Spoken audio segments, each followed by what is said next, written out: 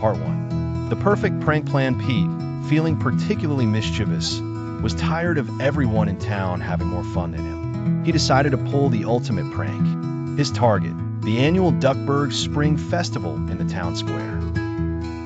His tool, a giant remote-controlled whoopee cushion he'd built, cleverly disguised as a perfectly manicured, grassy knoll right in the middle of the festivities.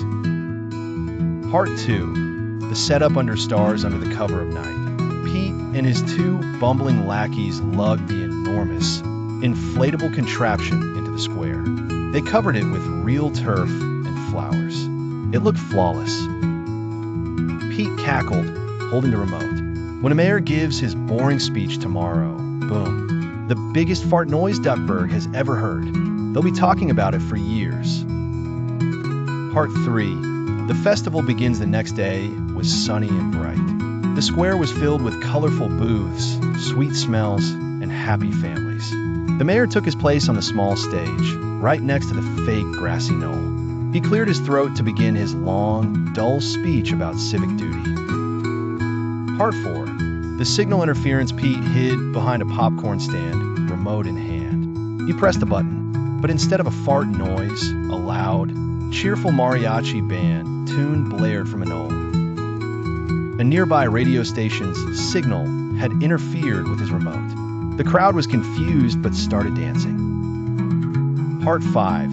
The unintentional dance party. Furious, Pete mashed all the buttons on the remote. This triggered the knoll's secondary function. It began to violently inflate and deflate, launching the mayor, his podium, and a nearby tuba player gently into the air with each bounce. The crowd now thought it was a planned bouncy castle and cheered. Part 6. The sticky situation. Pete, in a rage, threw the remote.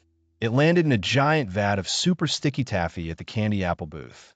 The buttons got stuck in on position. The knoll was now inflating uncontrollably, growing larger and larger, swallowing up picnic blankets and a small dog.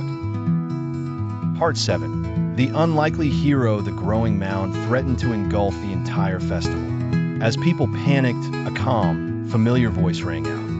Now, this seems like a job for a sharp mind. It was Ludwig von Drake, who happened to be lecturing on physics nearby. He assessed the situation through his monocle. Part 8. The geyser of goo. The pressure was too much. A seam on the giant whoopee cushion burst, but it wasn't air that came out. Pete, to save money, had filled it with the cheapest air he could find, compressed gas from the old soda factory. It released a geyser of sticky, fizzy, brown liquid that rained down on everyone.